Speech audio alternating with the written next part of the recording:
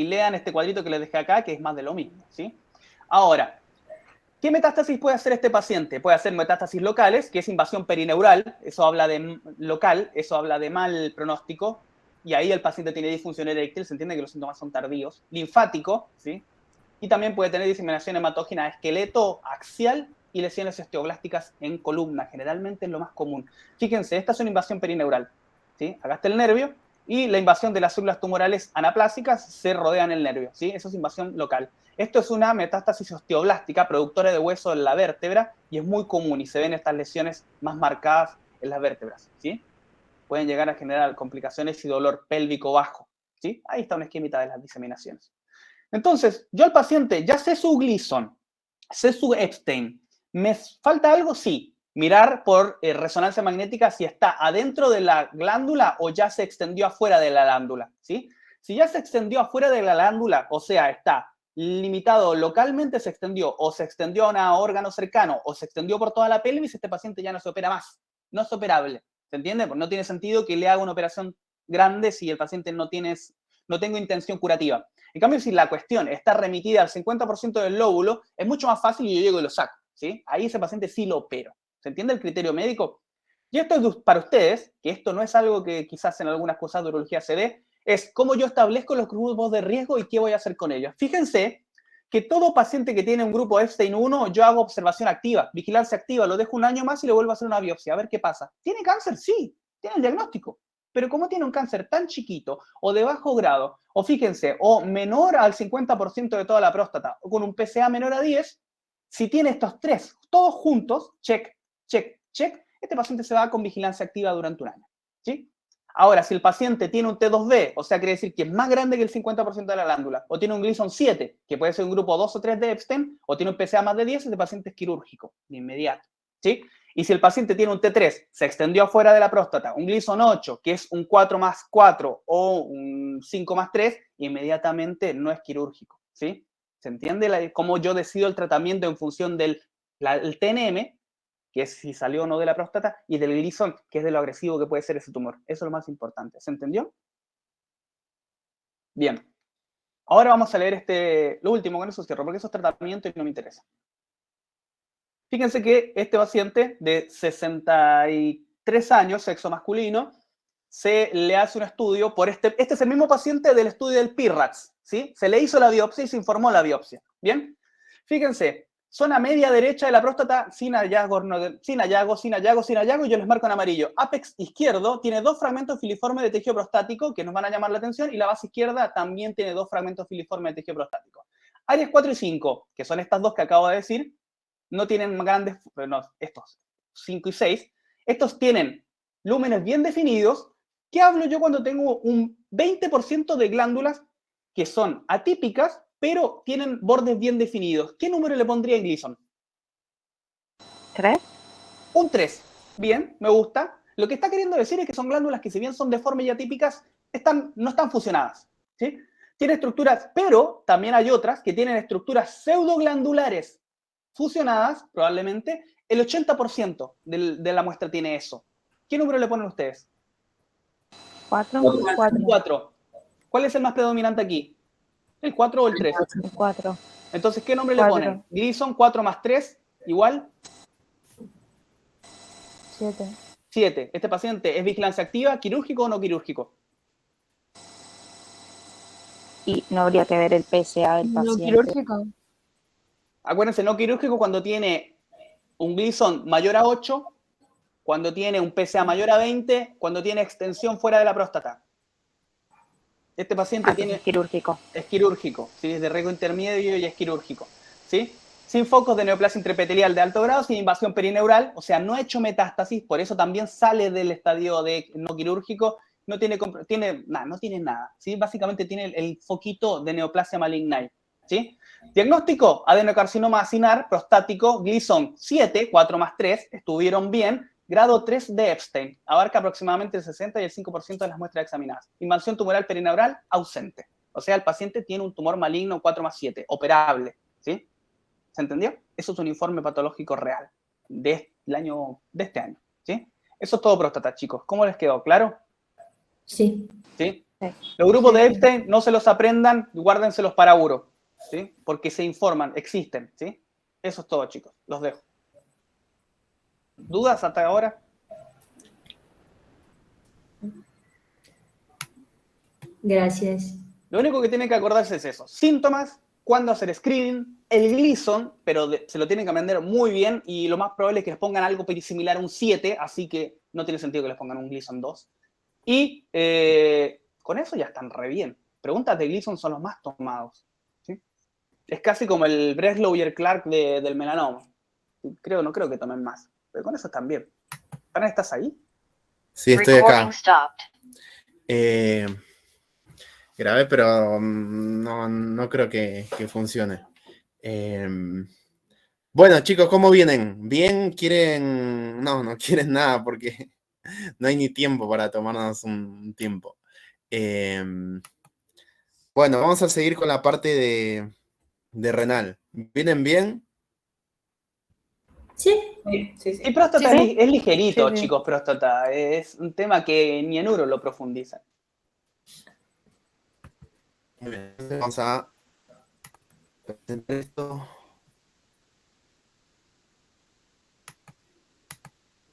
Bánqueme.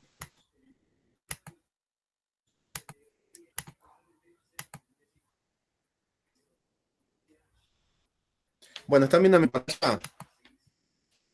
Si ahora se Sí. dejan. Ok, muy bien. Excelente. Bueno, vamos a empezar con esto. Vamos a ver patología renal, ¿sí? Un poco de la histología renal normal. Tenemos los glomérulos renales, tenemos los túbulos y, bueno, un par de vasos por ahí. Bueno, vean este corpúsculo renal, ¿sí? Vean cómo tenemos los capilares glomerulares, ¿sí? Que tienen las células endoteliales que contactan con la luz. Y luego tenemos también la capa epitelial que son los podocitos, ¿sí? Ahora lo vamos a ver con un poco más de zoom. Eso sería en cuanto a los capilares glomerulares. Vamos a hacer zoom a esto y lo vamos a ver acá, ¿sí? Entonces, de la luz a la periferia o de la luz al espacio de Bowman, vemos las células endoteliales, luego la membrana basal y los podocitos y luego el espacio de Bowman, que sería esto, el espacio de Bowman. ¿Se entiende esto? ¿Hasta acá? Sí. Muy bien. Hacemos un zoom a esto y vemos esto, ¿sí? Que es básicamente los capilares. ¿Qué sería esta célula? Rápido, lo acabo de decir. Endotelio. Muy bien, Sí, célula endotelial, muy bien. Luego, ¿qué le sigue? Membrana basal, glomerular. No, Y después los podocitos, excelente. Vamos a tener distintos tipos de depósitos de inmunocomplejo, de complementos, ¿sí? En estas patologías que vamos a hablar ahora. Vamos a tener el depósito de depósitos subendoteliales, ¿sí? Debajo del endotelio, que va a estar entre el endotelio y la membrana basal. Esos serían los depósitos subendoteliales. Luego vamos a tener los depósitos subepiteliales por debajo de los podocitos, ¿sí? Serían estos los depósitos subepiteliales, y también vamos a tener depósitos mesangiales, ¿sí? Recuerden que tenemos las células mesangiales con la matriz mesangial y podemos encontrar depósitos mesangiales. ¿Hasta acá estamos bien en cuanto al glomérulo? Sí. Sí. Muy bien.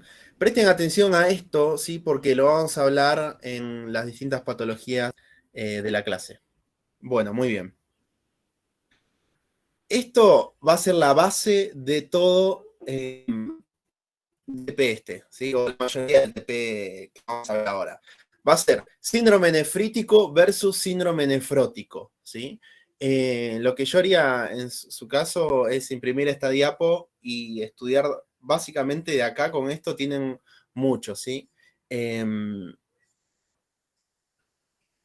Bueno, síndrome nefrítico. ¿Qué es lo que vemos? Es que, ven acá el tensiómetro. Bueno, el paciente va a tener hipertensión arterial. Esa es una de las características. Luego va a tener oliguria, ¿sí? Luego va a tener hematuria, ¿sí? La orina en color Coca-Cola, ¿sí? Y esto lo vamos a ver, por ejemplo, ahora vamos a ver distintas patologías que lo pueden causar. Enfermedad de Berger, ¿sí? Que es una nefropatía por IgA, es la causa más común de glomerulonefritis primaria que causa un síndrome nefrítico. Entonces, nefrítico, oliguria, hipertensión arterial, hematuria, ¿sí? Con la orina color Coca-Cola. Luego, síndrome nefrótico. Básicamente, este paciente, vean acá, va a tener edemas, ¿sí? ¿Por qué? Por la hipoalbuminemia. El paciente pierde por la orina mucha albúmina, de modo tal que en sangre hay poca albúmina y en orina hay mucha albúmina. Entonces vamos a encontrar una proteinuria masiva. Luego, también el paciente va a tener hiperlipidemia en sangre y a nivel de orina va a tener lipiduria, ¿sí? Es decir, excreta mucho lípido a nivel de sangre. Eso sería en cuanto a las diferencias entre síndrome nefrítico y nefrótico. Les pregunto entonces, ¿síndrome nefrítico tiene un edema bien característico? O sea, masivo. No. No. Tiene edema, pero es menor, ¿sí? Por eso no lo destacamos en la imagen. ¿Tiene hipertensión arterial nefrítico? Sí. ¿Recuerdan el tensiómetro? Ok. ¿Tiene oliguria el paciente con síndrome nefrítico? Sí. Sí. ¿Tiene hipoalbuminemia nefrítico? No. No. Muy bien. ¿Y el nefrótico tiene orina en color Coca-Cola, o sea, hematuria? No. ¿Qué tiene? Proteinuria. Proteinuria y lipiduria. Muy bien, excelente, ¿sí? Es esta imagen. Ya en base a todo esto vamos a hablar de las distintas patologías. Estamos hablando acá de glomerulopatía, ¿sí? Enfermedades del glomérulo, ¿sí? Esto lo van a englobar distintos síndromes y distintas enfermedades que podemos encontrar. Uno es el síndrome nefrítico, otro es el síndrome nefrótico, otro es la glomerulonefritis rápidamente progresiva, la insuficiencia renal crónica y anomalías urinarias aisladas son causas de glomerulopatías. Después todo esto se desglosa en distintas etiologías, cada uno de estos, ¿sí? Entonces, vamos a hablar de síndrome nefrítico, que lo definimos como un conjunto de signos y síntomas generados por la inflamación glomerular con colapso de la luz capilar, ¿sí? Esta luz capilar se colapsa. Bueno, y se caracteriza por oliguria, que básicamente es una diuresis de menor de 500 mililitros por día, proteinuria, y acá es importante esto, que no es en un rango nefrótico, es decir, es de menos de 3,5. Si fuese más de 3,5 gramos por día, hablamos de un rango de proteinuria nefrótico, ¿sí? Entonces, una proteinuria que existe, pero es menor que el nefrótico. Recuerden que el nefrótico teníamos una proteinuria que era masiva, ¿sí? Luego, hematuria micro y macroscópica, hipertensión arterial y edema. Quiero que recuerden que tanto el edema como la proteinuria no es tan masivo como en el síndrome nefrótico. ¿Estamos bien hasta acá? O sea, es menor que en el síndrome nefrótico. ¿Se entendió esto? Sí. Muy bien. Bueno, vamos a desglosar el síndrome nefrótico en cuanto a sus etiologías. Vamos a tener una etiología grande que lo vamos a englobar en una glomerulonefritis aguda proliferativa que puede ser postinfecciosa o postestreptocóxica, ¿sí? Entonces, de acá vamos a hablar de glomerulonefritis postinfecciosa, una de las causas de esta glomerulonefritis aguda proliferativa, como también glomerulonefritis postestreptocóxica. Y también, alguien está con el micrófono prendido. A ver. No sé si ya lo apagó. Bueno, parece que sí. Bueno, y después vamos a tener otra causa de síndrome nefrítico. Va a ser la glomerulonefritis rápidamente progresiva. De vuelta en la imagen. Vamos a hablar entonces ahora de la glomerulonefritis rápidamente progresiva que se engloba dentro del síndrome nefrítico. La etiología no es específica de esta glomerulonefritis rápidamente progresiva. La evolución es rápida, tanto así que sin tratamiento la muerte de este paciente se puede originar en semanas o meses, ¿sí? Entonces, esta es una patología de evolución rápida y puede llevar a la muerte en semanas o meses al paciente. La característica es que hay una pérdida rápida y progresiva de la función renal, como su nombre lo indica, asociado a oliguria intensa y síndrome nefrítico, ¿sí? En la macroscopía vamos a ver un aumento de tamaño del riñón, el riñón va a estar pálido y la corteza se va a presentar con petequias, es decir, con pequeñas hemorragias. Luego, en cuanto a la microscopía, lo característico va a ser la presencia de semilunas, que es, por ejemplo, acá vemos una semiluna, básicamente en la proliferación de las células epiteliales de la hoja parietal de la cápsula de Bowman, ¿sí? Sería todo esto la semiluna, sería todo esto la semiluna. Y a su vez va a estar acompañado por un infiltrado mononuclear, ¿sí? Vamos a hacer un poquito de zoom acá. Vemos acá todas las semilunas, ¿sí? Vemos acá un infiltrado que puede ser tanto polimorfo como mononuclear, pero predomina, mejor dicho, el mononuclear. Y acá vemos la imagen real, y esto yo se los marqué para ustedes. Luego, la clínica. Bueno, en cuanto a la clínica de este paciente con glomerulonefritis rápidamente progresiva, ¿cuál es la clínica? Hematuria, oliguria, Hematuria. Hipertensión. oliguria, hipertensión. ¿Qué cosa? Hematuria, ¿qué más? Hipertensión. ¿Hiper qué, chicos? No, es mi compu, estoy sordo. ¿Hiper qué? Hipertensión. Muy bien, hipertensión arterial. Muy bien, ¿qué más? ¿Sí fue? Estoy acá, ¿no me escuchan? Creo que es tu internet, Fran. Ok, bueno, hagámoslo. Bueno, ¿me escuchan bien al menos?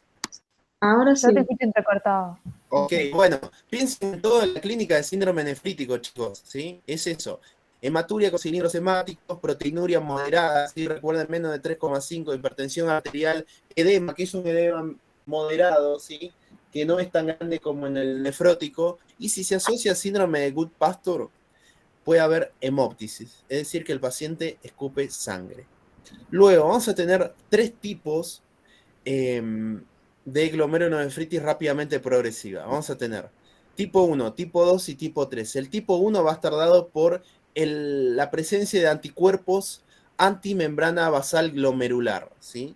Que va a estar limitado al riñón, y esto también se ve en el síndrome de Goodpasture. ¿Dónde más afectaba el síndrome de Goodpasture? ¿Lo recuerdan? Pulmón. Bien, pulmón, excelente. Hay otro tipo que es el tipo 2, que está relacionado al depósito de inmunocomplejos. Este puede ser idiopática, que es la mayoría de los casos, ¿sí?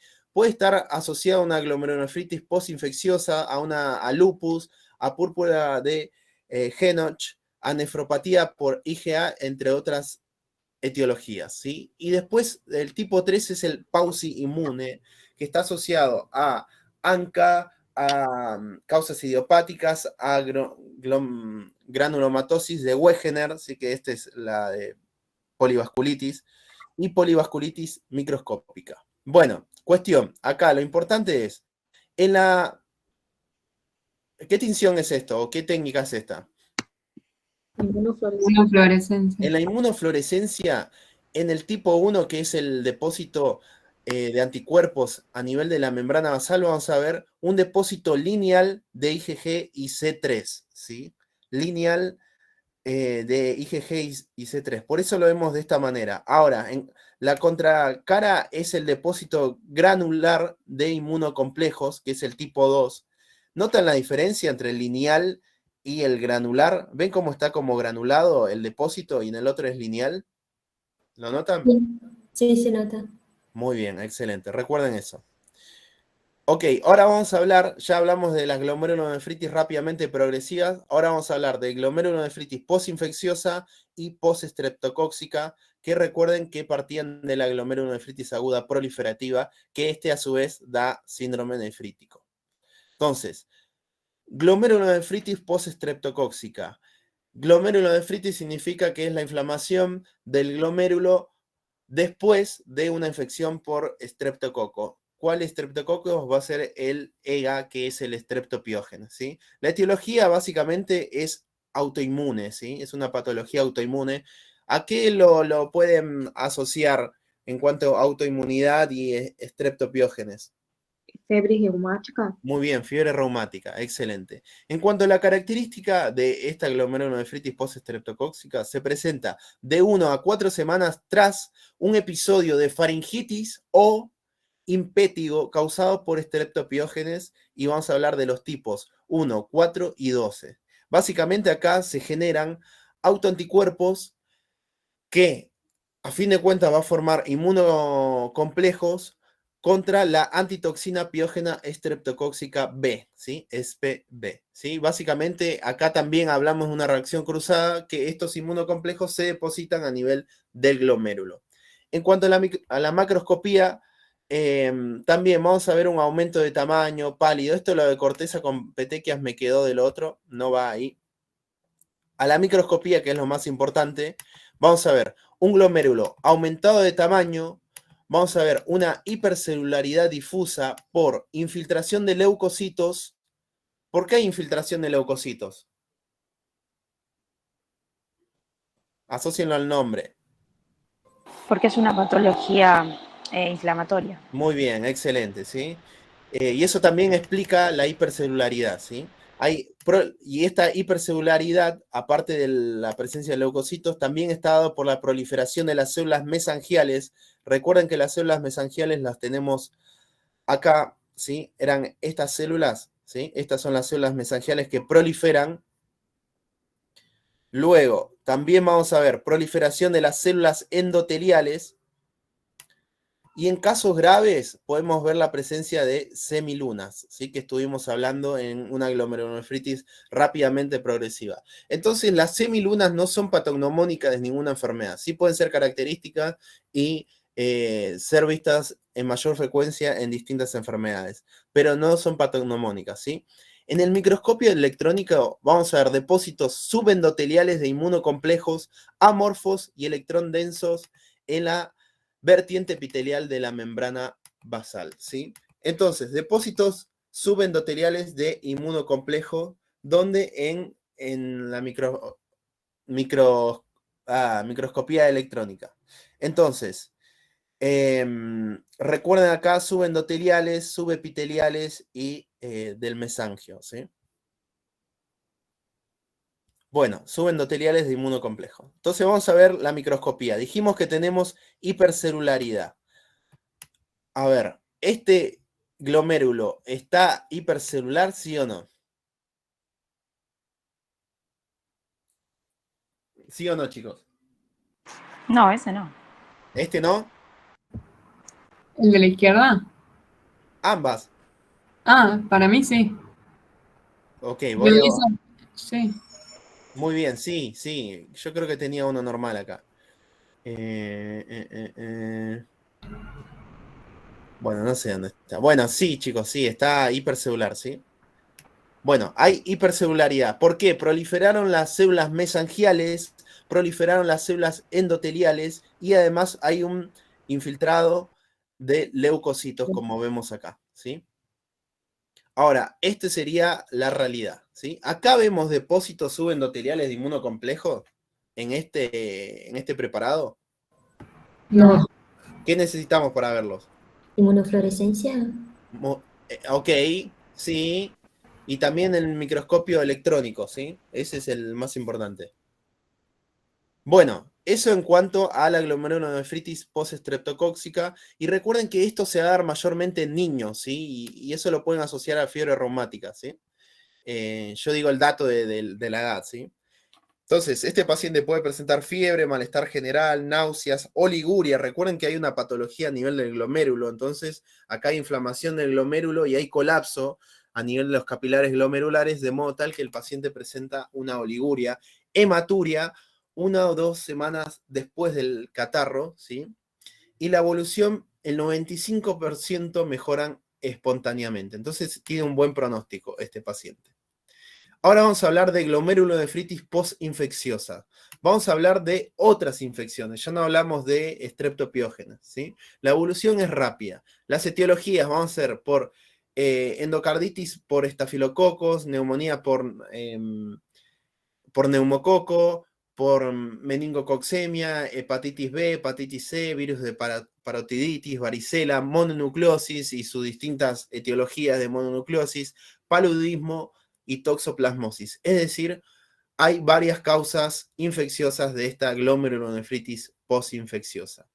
En la microscopía vamos a ver la presencia de depósitos granulares inmunofluorescentes, ¿sí? Y acá lo pueden recordar cómo lo veíamos un depósito granular inmunofluorescente, y hay jorobas subepiteliales, ¿sí? En la clínica, de vuelta, más de lo mismo, ¿sí? De lo que estuvimos hablando. Bueno, acá también vemos una hipercelularidad, puede llegar a presentar esta semiluna, ¿sí? Y este sería el preparado en el HIE, ¿sí? Hipercelularidad. Eso es lo más importante y característico de esta glomerulonefritis, tanto postinfecciosa como por estrepto, ¿sí?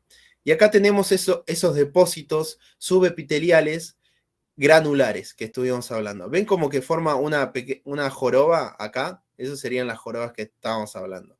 ¿Estamos bien hasta acá? Sí. Sí. Muy bien. Nos olvidamos de nefrítico y vamos a síndrome nefrótico. ¿Cómo es la clínica del paciente con síndrome nefrótico? Edema, proteinuria, lipiduria. Muy bien, excelente, excelente. Edema, proteinuria, lipiduria. ¿Cómo están los lípidos en sangre? Aumentados. Aumentados. Muy bien. ¿Cómo está la albúmina en sangre? Baja. Bajo. Muy bien, excelente. Bueno, ya con eso tienen un montón de cosas.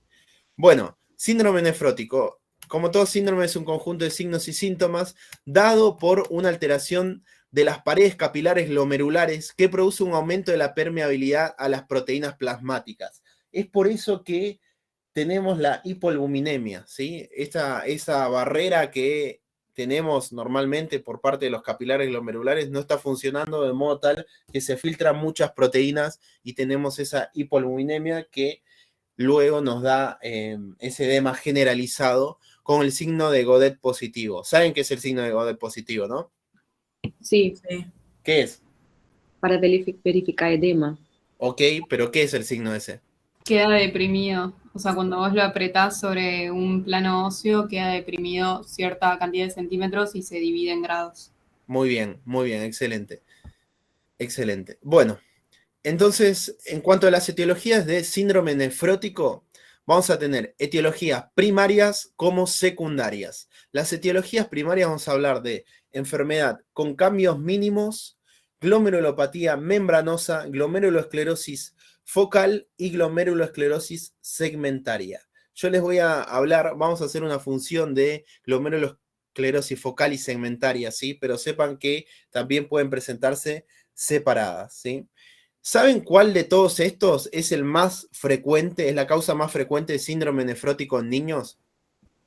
Cambios mínimos. Cambios mínimos. Muy bien, el de cambios mínimos, excelente. Luego, estos últimos tres son más frecuentes en adultos, ¿sí? ¿Y saben cuál es la causa más frecuente de síndrome nefrótico en adultos de todos estos tres últimos? La membranosa. Muy bien, la membranosa, excelente, la glomerulopatía membranosa. Esto sería en cuanto a las etiologías primarias. Vamos a hablar de las etiologías secundarias. Tenemos la causa más frecuente de síndrome nefrótico en todo, en global, digamos, es la diabetes, ¿sí? Luego tenemos lupus, HIV, fármacos, hepatitis, neoplasias, vasculitis, ¿sí? Todos esos son otras etiologías, pero la más importante en el global, ¿sí? Si hablamos de secundarias y primarias, va a ser diabetes. ¿Estamos bien? Sí. Muy bien. Excelente. Luego, en cuanto a las manifestaciones, ya lo hablamos. Proteinuria, que dijimos que era masiva, es decir, con pérdidas mayores o iguales a 3,5 gramos por día.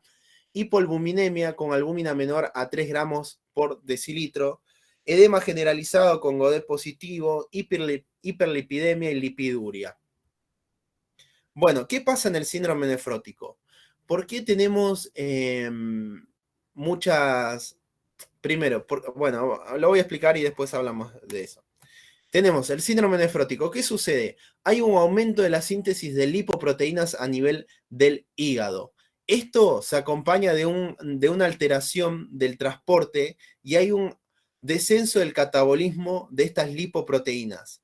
De modo tal que aumentan las lipoproteínas, que tenemos más lípidos en sangre, y estos lípidos, aparte de tener muchos lípidos en sangre, también van a ser desechados por la orina en forma de cuerpos grasos ovales, ¿sí? Vamos a hablar de cilindros también, ¿sí? Que lo vemos a nivel de la orina. Y también, aparte de estos lípidos que estuvimos hablando, también se desechan inmunoglobulinas, proteínas, por ejemplo, la albúmina, ¿sí? Ok, eso sería en cuanto a generalidad de síndrome nefrótico. Vamos a hablar de las etiologías. Vamos a hablar ahora de la glomerulopatía membranosa, que era una etiología primaria del síndrome nefrótico. Es la causa más frecuente de síndrome nefrótico en adultos, como estuvimos hablando. La etiología de esta glomerulopatía membranosa va a ser 75% van a ser primarias, ¿sí? Es decir, no sabemos la causa en sí, simplemente sabemos que es la causa más frecuente. Luego, vamos a tener fármacos, penicilina, captopril, AINES, neoplasias, ¿sí? Mayormente son las neoplasias malignas que causan esto. Lupus eritematoso sistémico, no sé si recuerdan la clase 5 de lupus, ¿sí? Que teníamos distintos tipos o distintas clases de estadios de la nefropatía lúpica. Bueno, en el clase 5 vemos la glomerulopatía membranosa e infecciones, ¿sí? En cuanto a la patogenia, vemos que puede estar dado por un antígeno endógeno o exógeno, que genera una respuesta autoinmune. Por ejemplo, ¿qué antígeno exógeno se les viene a la cabeza?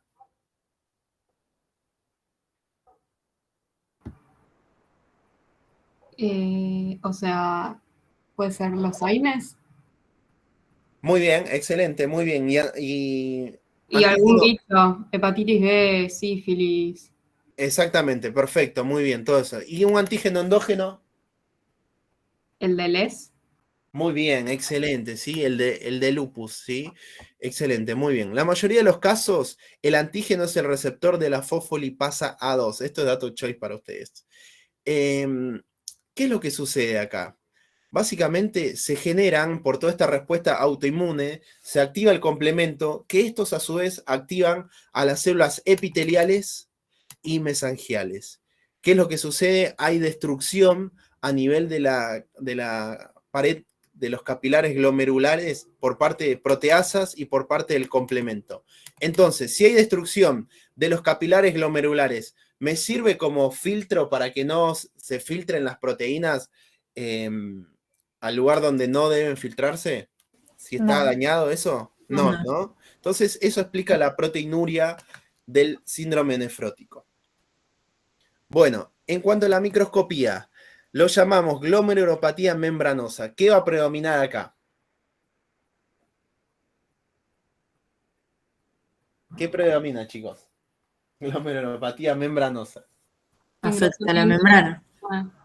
Muy bien, excelente. Hay una afectación global y difusa, ¿sí? A nivel glomerular, y los glomérulos pueden estar en un estadio inicial normales o con engrosamiento difuso de la pared capilar glomerular. Vean acá. Vamos a hablar, cuando hablo de la pared capilar glomerular, hablamos de la membrana basal, ¿sí? Vean acá, ¿sí? Este es un glomérulo y vean acá cómo está engrosado la pared de los capilares glomerulares. ¿Lo notan todos? ¿Sí, no? Sí. Sí. Excelente, muy bien.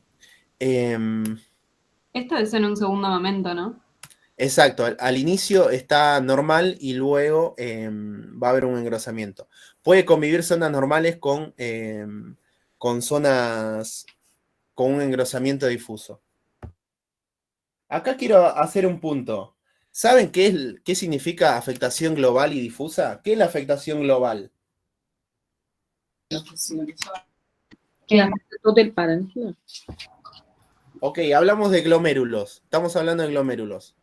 Que afecta a todos los glomérulos. Muy bien. Global afecta a todos los glomérulos. ¿Y difusa? Algunos. No, Ok, ¿alguien dice otra cosa? no es como en un glomérulo todo.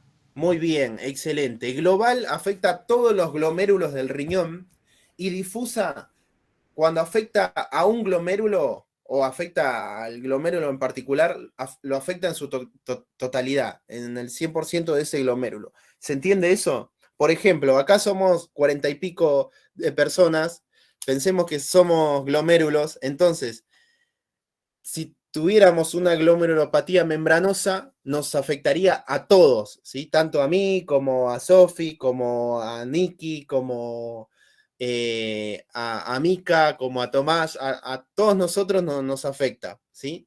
Y también de manera difusa, es decir, que no solo nos afecta a nivel del pie o del dedo gordo del pie, sino que también nos afecta en todo el cuerpo, ¿sí? Tanto la cabeza, las manos, el pecho, ¿se entiende eso?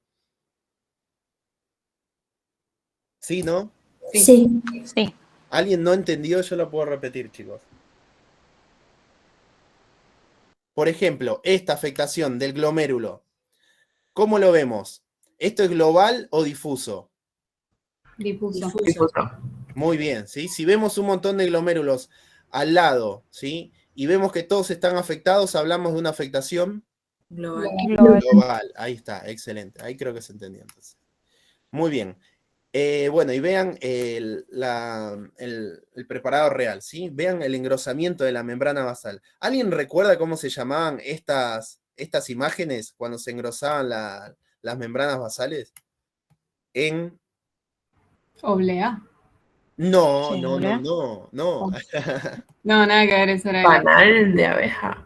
No, eso ¿No es era un asa de problema. alambre o gallinero En o algo asa de así? alambre, muy bien. En asa de alambre, muy bien, ¿sí? ¿Lo ven todos el asa de alambre? Sí, ¿no? Ponele. Sí. Sí, ahí. Imaginación. Parece virulana. Esas ¿sí? cosas raras que ven los patólogos. Ok, bueno, cómo bardean, ¿eh? Bueno, hay un engrosamiento dado por el depósito inmunocomplejo ubicado entre las células epiteliales y la membrana basal, ¿sí? Una pregunta, perdón. Sí. En el libro decía que hay espículas negras. Ok, no me Nada, acuerdo de eso. no ¿Pero de decía algo más? entonces. Sí, ¿Decía algo más? decía, aumentan, o sea, todo esto del asa de alambre, espículas negras y cúpulas, que encierran a los inmunocomplejos en membranas irregulares. En la inmunofluorescencia, decís. No, lo tengo en microscopio óptico, pero Ok, bueno, no, yo no me acuerdo no, de no eso. importa. Listo. Lo voy a buscar y después lo subo ahí en el Classroom. Dale, gracias. Bueno, y después, inmunofluorescencia y depósitos granulares, que es básicamente vemos IgG y complementos, ¿sí? Recuerden cómo se veía un depósito granular, ¿sí? Las complicaciones puede haber una glomeruloesclerosis total, y ahí vamos a hablar de glomérulo en... Oblea. Muy bien, excelente, ¿sí? Básicamente no vemos ningún capilar indemne, sino que vemos todo de un color eosinófilo, ¿sí? El glomérulo en oblea. Quiero hacer una distinción. ¿Saben la diferencia entre esclerosis y hialinosis a nivel del glomérulo? Y el hinosis no es como un material amorfo proteináceo rosado y la esclerosis es, o sea, calcio, tipo es como distrófico, violeta. Ok, calcio, esclerosis, chicos. Ay, perdón, colágeno. Ahí va. Muy bien, colágeno, excelente. Y hialinosis básicamente es el depósito de proteínas que lo vamos a ver de un color vítreo, lo vamos a ver eosinófilo, y básicamente es eso. Ahora, la esclerosis es el depósito de colágeno, entonces vamos a ver como hilitos, ¿sí? Como fibras, que también van a ser eosinófilas. Eso puede suceder en los glomérulos y eso lo vamos a ver. La clínica va a ser de comienzo insidioso, indoloro, es decir, este paciente va a tener una falla renal, pero muy progresiva, de a poco, ¿sí? Y en casos graves puede llegar a tener una hipertensión arterial, ¿sí? Aumento de la creatinina, esto nos habla de una falla renal y una insuficiencia renal. Estos son en los casos graves. En cuanto a la evolución, es de curso lento, no responde a corticoides, ¿sí? 10% mueren en 10 años y 40% llega a nefropatía terminal. ¿Esto qué quiere decir? No tiene buen pronóstico este paciente, ¿sí? Pero bueno, puede tener una vida normal, ¿sí? Si tiene suerte. Si entra dentro del 60% y dentro del 90% no muere en 10 años, así que en ese sentido va a estar bien. Pero vean que tiene una alta tasa de nefropatía terminal, de insuficiencia renal crónica. Así que, nada, no es tan bueno esto. Bueno, vamos a otra de las etiologías de síndrome nefrótico. Ya hablamos de nefropatía membranosa, ahora vamos a hablar de cambios mínimos, ¿sí? Cambios mínimos, enfermedad con cambios mínimos. Recuerden ese nombre, cambios mínimos. Es tan mínimo ese cambio que no lo vamos a ver en el microscopio óptico, ¿sí? Sí lo vamos a ver en el electrónico. Recuerden que esta es la causa más frecuente de síndrome nefrótico en niños. En cuanto a la etiología, van a ser infecciones respiratorias y vacunas, inmunosupresores, trastornos atópicos, algunos haplotipos, ¿sí? El Robbins habla de genes, la verdad que me dio paja escribirlo, léanlo después de ahí, no creo que se los tomen, pero bueno, puede pasar. Y linfoma de Hodgkin o leucemia, ¿sí? Va a estar asociado a esto. Entonces, la característica de esta enfermedad es que es un trastorno benigno, hay un borramiento difuso de los podocitos, solamente se detecta por la microscopía electrónica, ¿sí? Y en el microscopio óptico lo vamos a ver como un glomérulo normal. Por ejemplo, acá, este es un glomérulo normal, ¿sí? Ahora, en el microscopio óptico vemos que hay un borramiento difuso de los podocitos, ¿sí? Esto es un capilar glomerular, veíamos la luz del capilar, veíamos la célula endotelial, la membrana basal, ¿y esto qué era? Podocitos. El podocito. ¿Qué pasa en el podocito? Básicamente hay un aplanamiento del podocito, eso lo llamamos como borramiento difuso, ¿sí?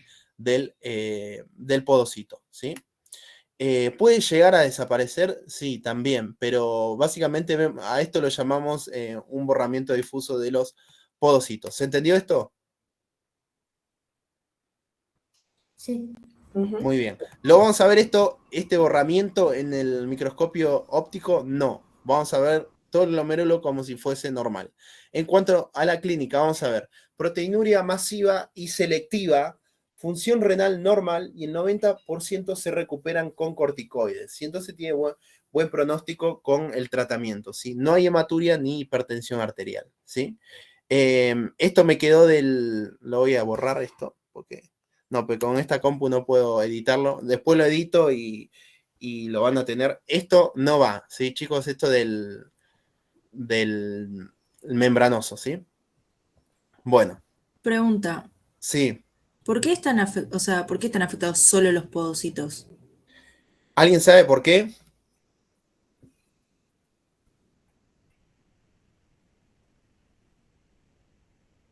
Les pregunto, acá, ¿tenemos, por ejemplo, inmunocomplejos? No. No. Muy bien. Entonces, ¿qué puede haber sucedido que se afectan solamente los podocitos? O sea, se cree que es autoinmune, pero no se sabe bien la causa, tengo entendido. Muy bien, excelente, es eso, ¿sí? Hay distintas teorías que ninguno se sabe, pero estas ya teorías no va para ustedes, chicos. Esto ya es de flashero, que no se los voy a decir, pero de vuelta, es idiopático, se los relacionó a distintas etiologías, como son todos estos, pero ¿qué tiene que ver un linfoma de Hodgkin con una infección respiratoria o,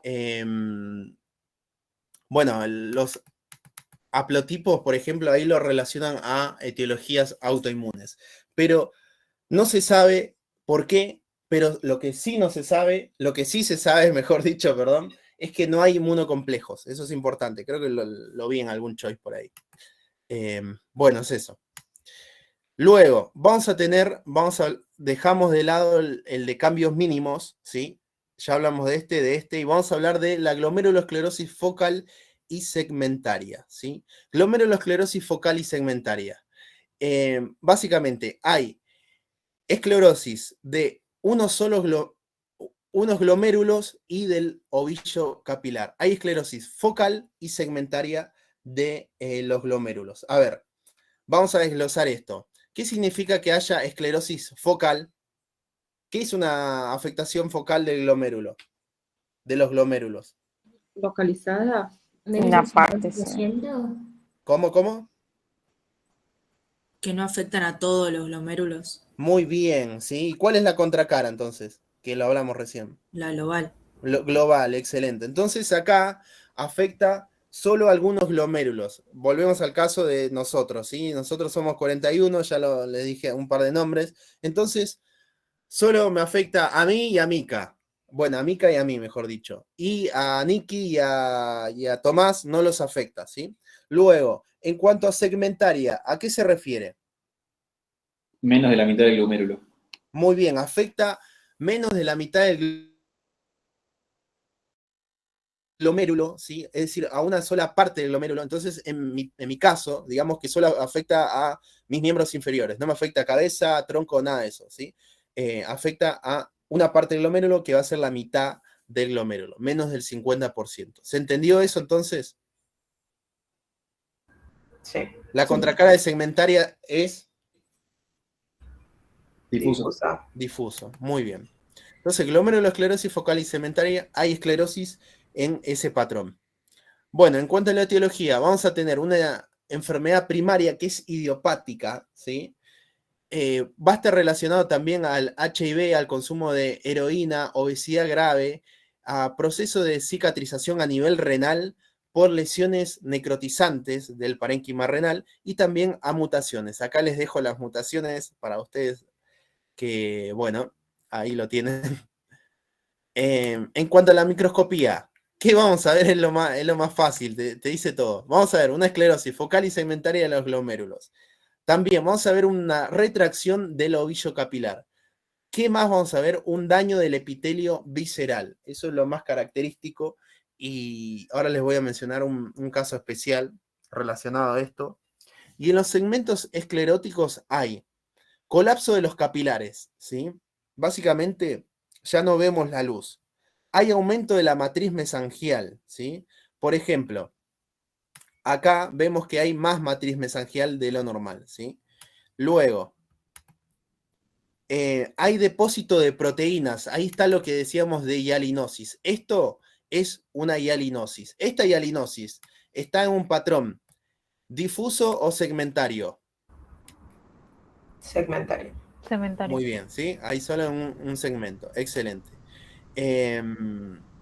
Luego, en la microscopía electrónica no hay podocitos y hay la inmunofluorescencia vemos la presencia de IgM y complemento, ¿sí? Pero yo quiero que se queden con esto, ¿sí? Vamos a encontrar hipercelularidad, ¿por qué? Porque vemos una proliferación de las células mesangiales, ¿sí? Vamos a ver la presencia de hialinosis y también podemos encontrar el colapso de los capilares glomerulares y también que hay un caso especial que ahora les menciono, ¿sí? Que va a haber un colapso del glomérulo en un segmento, ¿sí? Eso lo vamos a llamar glomerulopatía colapsante. Esta variante está relacionado al HIV. Vean acá debería estar el espacio de Bowman, ¿no? Bueno, no lo vemos. ¿Por qué? Porque colapsó ese segmento del glomérulo. ¿Se entendió esto? Sí. Ok, muy bien, ¿sí? Bueno, recuerden que está relacionado al HIV y además del colapso también puede tener esta glomerulosclerosis focal y segmentaria que estuvimos hablando, ¿sí? O también no lo puede tener, ¿sí? Y esto se da más en pacientes negros que en pacientes blancos. Bueno, ya hablamos de todas las etiologías primarias de síndrome nefrótico, ¿sí? Ahora, nos toca hablar de otra glomerulopatía, que es la glomerulonefritis membrano proliferativo, que puede dar tanto síndrome nefrótico como nefrítico, ¿sí? Esto se ve mayormente en adolescentes y el 50% de estos pacientes desarrolla una insuficiencia renal crónica. La etiología puede ser primaria como secundaria. Secundaria, lupus, hepatitis B, hepatitis C, déficit de alfa-1 antitripsina, leucemia, linfoma. La primaria, que vamos a darle más bolilla, tenemos dos tipos, tipo 1 y tipo 2. Vean acá, el tipo 1 está dado por el depósito de inmunocomplejos con IgG y complemento, a su vez, en el glomérulo y también a nivel del mesangio del glomérulo, ¿sí? Y el tipo 2 se da en las membranas basales, ¿sí? Acá vemos la diferencia entre tipo 1 y tipo 2. Hay una activación persistente del complemento en la vía alterna, ¿sí? Este C3. ¿Por qué? Básicamente tenemos la presencia del factor nefrítico de C3 que está, digamos, activo constitutivamente, de modo tal que inhibe la degradación del C3 y este C3 se mantiene activo, ¿sí? Y si tenemos C3 de manera constitutiva y está actuando constantemente, va a generar una disminución del complemento, ¿sí? En cuanto a la microscopía, vamos a tener glomérulos grandes e hipercelulares. ¿Por qué está hipercelular? ¿Y por qué es tan grande? ¿Por qué está hipercelular? Ya lo pregunté igual hace poco. Hay proliferación. Sí. Muy bien, pero ¿por qué hay proliferación? Por depósito. Muy bien, ¿qué causa? La inflamación. La inflamación, ¿sí? Es una respuesta del glomérulo ante la inflamación. Está muy bien todo lo que dijeron eso, ¿sí? Bueno, vamos a ver glomérulos grandes e hipercelulares. Hay hipercelularidad por proliferación de células mesangiales y proliferación endocapilar, ¿sí? De las células endoteliales. También vemos la membrana basal engrosada. Y acá quiero hacer un punto importante. Vamos a ver, va a haber tal engrosamiento de la membrana basal que vamos a notar la presencia de un capilar glomerular con aspecto de doble contorno, en vía de tren, ¿sí? Básicamente se duplicaron las membranas basales, ¿sí? Esto lo vamos a ver en la tinción de Paz o en tinción de plata, ¿sí? Acá, lo que vemos acá es esto, ¿sí? Tenemos el glomérulo, vean acá cómo está hipercelular, ¿sí? Vean cómo tenemos un engrosamiento de la membrana basal, ¿sí? Y acá vamos a hablar del aspecto en doble contorno o en vía de tren, ¿sí? Básicamente se duplican las membranas basales. Piense que acá hay una, bueno, no se ve muy bien esta imagen. Acá hay una y acá hay otra, ¿sí? Se duplican las membranas basales, ¿sí? Por ese engrosamiento que estuvimos hablando. Y acá más de lo mismo, ¿sí? Proliferación de las células mesangiales que estuvimos hablando, ¿sí? Vean, bueno, esta no nos ayuda mucho porque es un HIE. Recuerden que este aspecto de doble contorno nos sirve en el PAS y en la tinción de plata, ¿sí? Por eso no lo vemos tan característico acá. Pero acá vemos un engrosamiento de la membrana basal, ¿sí? Recuerden que las membranas basales lo vemos mejor en el PAS, ¿sí? En cuanto a la clínica, son pacientes adolescentes, ¿sí? Que pueden llegar a tener síndrome nefrótico y parcialmente síndrome nefrítico. ¿Estamos bien entonces con respecto a esto? Sí, perfecto. Muy bien. Bueno, nos olvidamos de todo esto, síndrome nefrítico y síndrome nefrótico, y vamos a hablar ahora de neoplasias. Rápidamente. Vamos a hablar de neoplasias benignas. Adenoma papilar, adenoma, ¿qué patrón tiene? ¿Qué le suena adenoma? Dígame, rápido. Glándulas. Muy bien. De aspecto benigno, excelente. Y papilar se llama. ¿Cómo están dispuestos? En un eje fibroconectivo y cosas así. Ok. O sea, como pulpito. Ok, pará, volvamos a lo del eje fibroconectivo. Sí. Bueno, sí, perdón. Es como un centro de tejido fibroconectivo revestido por células o cúbicas planas, cosas así. O sea, Ok. proyecciones digitiformes. Claro.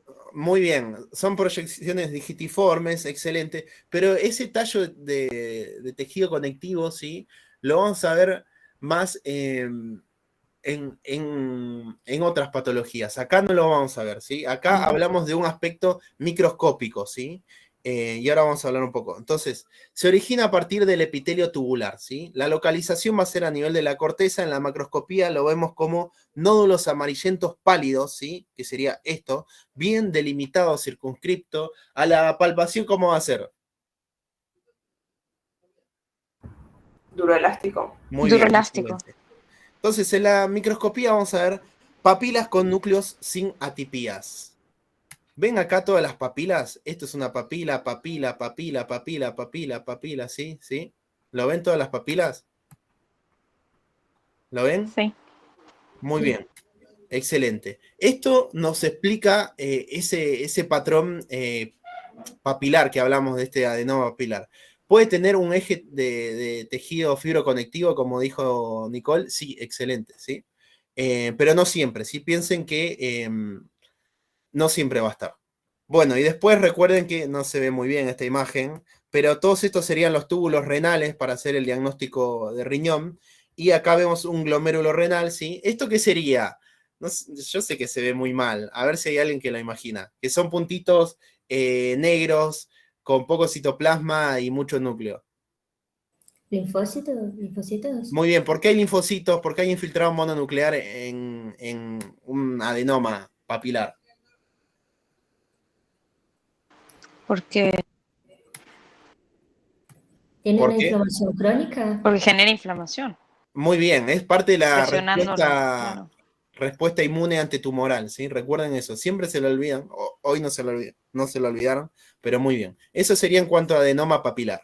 Oncocitoma, se origina a partir de las células de los túbulos colectores. En la macroscopía lo vamos a ver un tumor de color caoba, marrón claro, capsulado, ¿sí? Este color caoba puede ser dato choice, ¿sí? ¿Parece un color caoba esto, marrón claro? ¿Sí o no? Sí. Sí. Muy bien, excelente. ¿Están locos los patólogos entonces? Ah, Sí. bueno, ese no. Pero Bueno, En las una para esa analogías la se van. pura imaginación el No, la de los trenes. Bueno, pero yo voy a Trenes. buscar una más linda y lo voy a subir a mi Instagram y ahí lo van a decir si tenían razón. Bueno, en cuanto a la microscopía, vemos células eosinófilas con abundantes mitocondrias. Las mitocondrias, ¿lo vemos en el microscopio óptico? No. No, muy bien. Entonces, simplemente en el electrónico, en el óptico, vemos células eosinófilas, ¿sí? Ven acá hay un túbulo que aparenta ser normal, pero después hay cordones de células eosinófilas, ¿sí? Y esto debería ser riñón y esto es anormal, ¿sí? Luego veo que se parecen entre sí estas células más o menos. Sí. Sí. Veo Sí. mitosis atípicas acá. No. No. Veo necrosis. No. No. No veo hemorragia, entonces está. No sé qué será esto. Esto parece un poco de hemorragia. Bueno, olvídense. Acá no hay hemorragia, ¿sí? Estamos hablando de algo benigno. Muy bien. Luego, otra neoplasia benigna. Angiomiolipoma. Estamos en el examen. Les pregunto, angiomiolipoma, ¿qué es? Tumor formado por vasos, lípido y tejido muscular liso. ¿Benigno o maligno? Benigno. Muy bien, dijeron todo eso. Excelente, ¿sí? Tiende a dar hemorragias. ¿Por qué? Porque tienen vasos, ¿sí? Y es músculo liso, ¿sí? La asociación, el 25-50% se asocia a esclerosis tuberosa, ¿sí? Después lo leen, estamos yendo muy rápido porque si no, no terminamos. Vean, a la macroscopía tiene este color bien amarillento. ¿Por qué? Ese color bien amarillento. ¿Y por qué hay Lípido. Porque zonas tiene lípidos. Muy bien, y hay zona de hemorragia por los vasos, ¿sí? Y acá, en microscopio óptico, ¿dónde ven lípidos? ¿Derecha o izquierda? Izquierda. Muy bien. Izquierda. Lípido, sí, los adipocitos. ¿Dónde ven vasos? Derecha. Derecha. Acá hay un vaso, acá hay otro, excelente. ¿Dónde ven músculo? Abajo. Ahí abajo. Muy bien, ¿sí? Excelente. Y después, ¿qué son todas estas células con poco núcleo y mucho, perdón, al revés, con poco citoplasma y mucho núcleo, que está disperso por todo esto? Linfocitos. Muy bien, infiltrado mononuclear debido a la respuesta Inflamación. Antitumoral. antitumoral, excelente. Bueno, eso sería lo benigno. Ahora lo maligno, rápidamente. Vamos a hablar de carcinoma renal, ¿sí? El carcinoma renal, vamos a tener distintas neoplasias renales, ahora vamos a hablar de cada uno, ¿sí? Quiero que recuerden que en cuanto a la clínica, en tumores mayores de 10 centímetros vamos a tener una tríada, ¿sí? Que no siempre se presenta, pero es una tríada. Piensen que para que aparezca esto tiene que ser avanzado y tiene que ser grande la neoplasia. Va a presentar dolor costovertebral, masa palpable, hematuria intermitente y microscópica, ¿sí? Después, síntomas constitucionales. ¿Cuáles serían? Yo ya les dije que tienen que improvisar con las neoplasias malignas. ¿Cuáles son? Fiebre, astenia, malestar general, debilidad, Pérdida de peso. Sudoración. Muy bien, nocturna. excelente. Bueno, y después tenemos grandes imitadores, ¿sí? Que ahí vamos a mechar entre metástasis y síndromes paraneoplásicos. Vuelve el síndrome de Cushing, vuelve la hipercalcemia, también puede estar asociada a policitemia, hipertensión arterial, ¿sí? Y a las metástasis. ¿A dónde hace metástasis más frecuentemente? Pulmón. Ok. Yo sé que invade la vena renal. Muy bien, eso es muy importante, ¿sí? Tiende a invadir la vena renal, eso es importantísimo, chicos. Eso yo que ustedes lo anoto bien grande, ¿sí? Invade la vena renal, excelente, ¿sí? Pero también puede hacer metástasis a distancia, ¿sí? Como dijeron, en pulmón y otros órganos de la economía, ¿sí? Muy bien. Por ejemplo, a ver, metástasis pulmonar, ósea, a nivel de ganglios, a nivel de hígado, glándulas suprarrenales, en esas localizaciones, ¿sí? Importante eso, lo de la metástasis en el nivel de la vena renal, ¿sí? Y también puede hacer metástasis a nivel de la vena cava. Casi me olvido de eso. Bueno, vamos a hablar de distintos carcinomas renales, ¿sí? Tenemos carcinoma de células claras, carcinoma papilar, carcinoma cromófobo y carcinoma de los conductos colectores. En cuanto a frecuencia, el más frecuente es el carcinoma de células claras, ¿sí? Con el 80% de frecuencia. Luego el papilar, luego el cromófobo y luego el conductos colectores.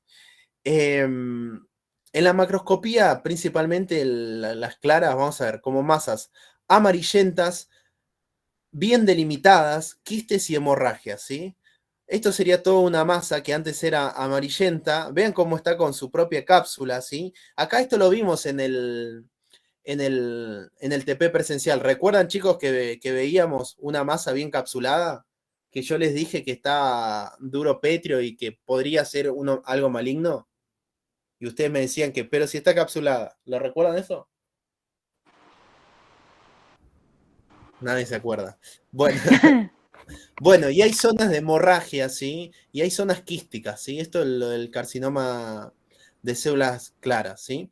Y en la microscopía, si ustedes están en un examen y no saben nada, ¿qué le dirían al doc? Atipia. Muy bien, atipía, ¿qué más? Usen el Células nombre. claras. Anisocitosis, anisocariosis. Y vamos a ver células claras, que si pueden hacer un poquito más de chamullo, ¿cómo sería? Pálidas.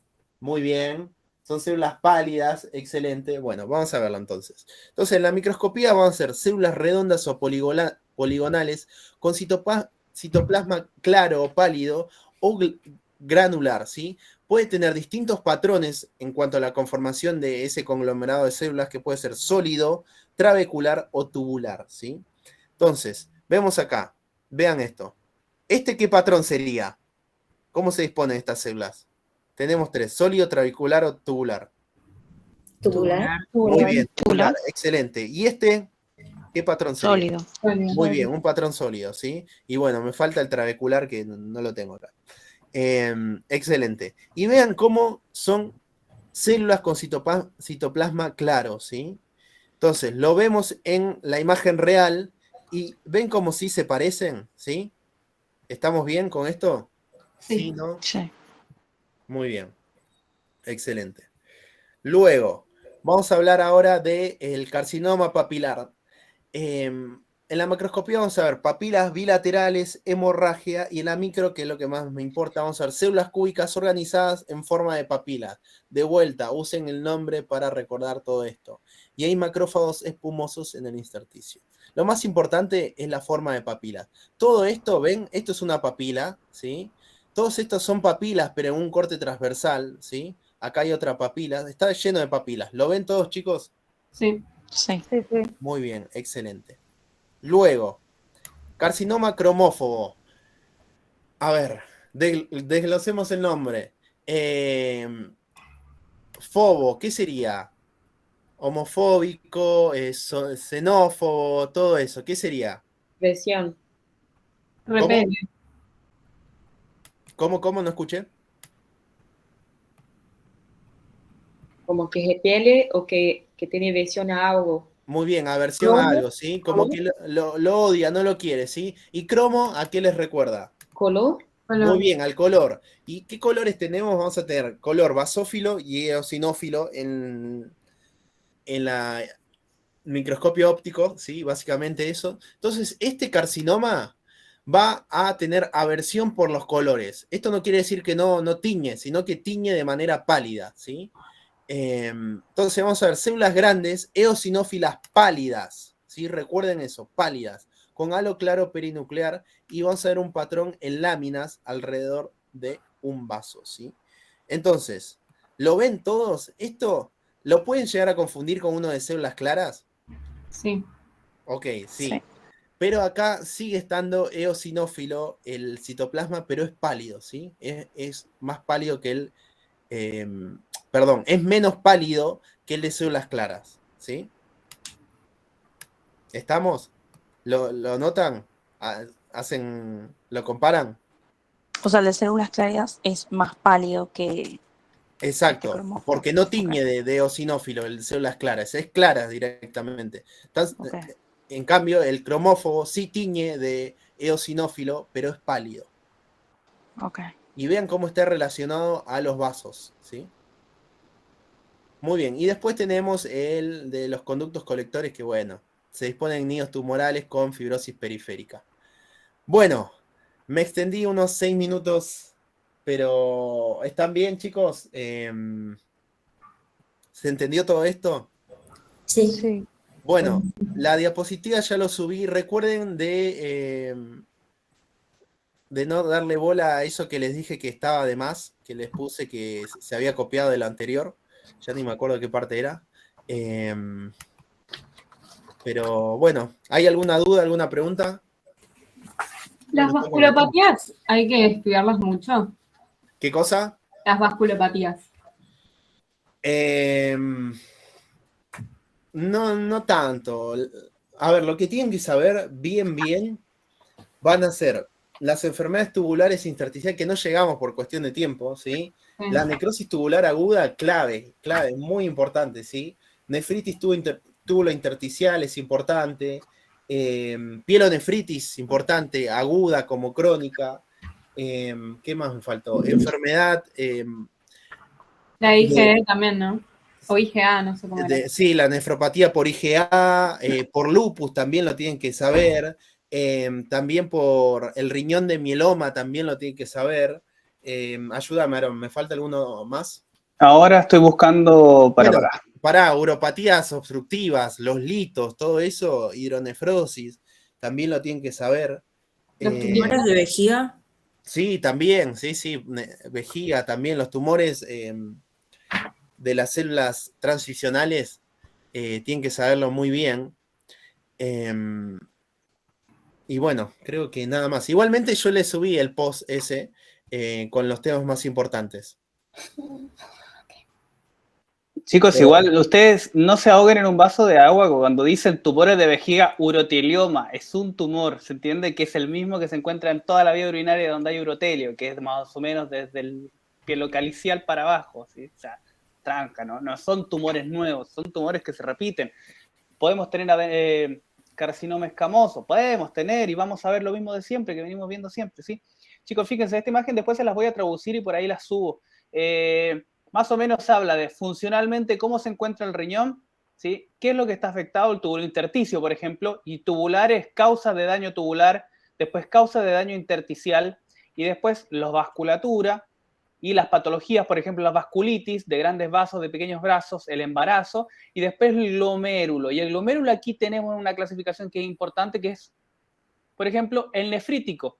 Y ahí tenemos qué características tienen con el complemento, qué enfermedad hay, por ejemplo, enfermedad de la membrana basal, mediadas por ANCA, ¿sí? Cuando tiene complemento alto, complemento bajo, cuando hay proteinuria, ¿sí? Y acá dice otras causas más. Y esa, es interesante aquí separarlos por lugares y qué patología puede haber. ¿Sí? También hay de depósitos, por ejemplo, por la enfermedad Fabry, hematuria, por IgA, por nefropatía por IgA, por ejemplo. ¿Sí? O sea, los orienta, más o menos. Yo se los voy a subir, después lo traduzco y se los mando. Si me parece una imagen piola para ver un panorama general, ¿sí? Pero, por ejemplo, acá está el nefrítico con posibles causas, y acá está el nefrótico, ¿sí? Y si se fijan en el nefrótico, está dividido con membranoso, cambios mínimos, amiloidosis, diabetes mellitus 2, entonces está ahí, ¿sí? Es cosa que se los ordenen nomás, ¿sí? Eso, nada más. Bueno, chicos, ¿alguna otra duda? Perdón, tengo una duda del presente, porque siempre llega un mail de confirmación y al menos a mí esta vez no me llegó. Tipo, lo llené 2 veces al formulario. ¿Le llegó alguno, chicos? A mí me llegó. Uy. Sí, a mí también. No, ya. Ahora.